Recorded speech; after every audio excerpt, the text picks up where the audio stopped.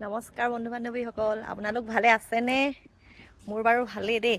এইফালে মানুহজনে বিশেষ কাম এটা কৰিবলৈ আহিছে, কিনো কৰিছে আপোনালোকক দেখুৱাম দেই অকণমান। এইয়া চাওক, মানুহজনে আজি পুখুৰীত মাছ ধৰিম বুলি কৈছে। এফালে আকৌ জালখন ভালদৰে ফুলাবলৈকে নাজানে। আগতে শহুৰ দেউতাই খুব মাছ মাৰিছিলে। শহুৰ দেউতাই মাছ মাৰোঁতে যি মাছ খাবলৈ পাওঁ আৰু। এতিয়া শহুৰ দেউতাৰ গাটো বৰ ভাল নাই, তেখেতে এতিয়া মাছ মাৰিব নোৱাৰে, সেইকাৰণে পুখুৰী মাছ খাবলৈ নোপোৱা হ'লোঁ। মাজে সময়ে এখেতে মাৰে বাৰু, জালখন বৰ ভালকৈ নাজানে মাৰিবলৈ। তথাপি এজনী দুজনী আহে আৰু কেতিয়াবা।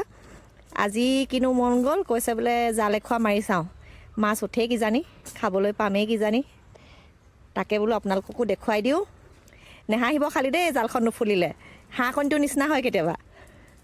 আৰু এইটো আমাৰ পুখুৰীটো অলপ লেতেৰা হৈছে, মানুহ নাছিলোঁ। এতিয়া নিমখ চিমখ কিবাকিবি মাৰিব লাগিব, তেতিয়া চাফা হৈ যাব। এই বাঁহ পাতবোৰ পৰি পৰি লেতেৰা হৈ গৈছে। মাছ আছে যথেষ্ট, নথকা নহয় বাৰু, আছে। এতিয়া খালি মানুহজনে মাৰিব পৰাৰ লগতহে কথা আৰু। জাল চাল লৈ নামি গৈছে।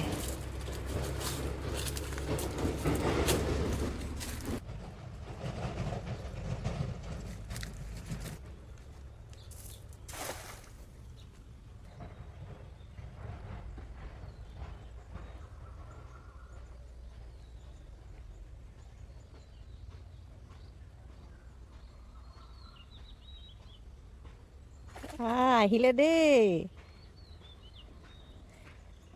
চাটনি কৰি খাবলৈ হ'লেও আহিলে এজনী।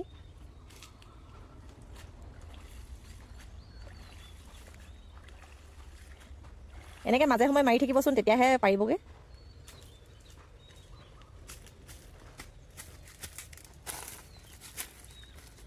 এইয়া আহিলে দেই, আৰু মোৱা মাছ আহিছে। এইয়া মোৱা মাছ যথেষ্ট থাকিব পাৰে দেই পুখুৰীটোত, সেইকাৰণে জাল মাৰোঁতে আহিছে ন।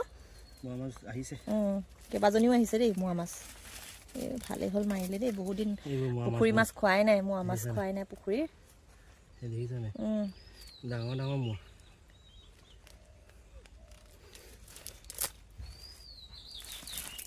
আজি এসাঁজৰ ওলাই গ'ল আৰু দেই।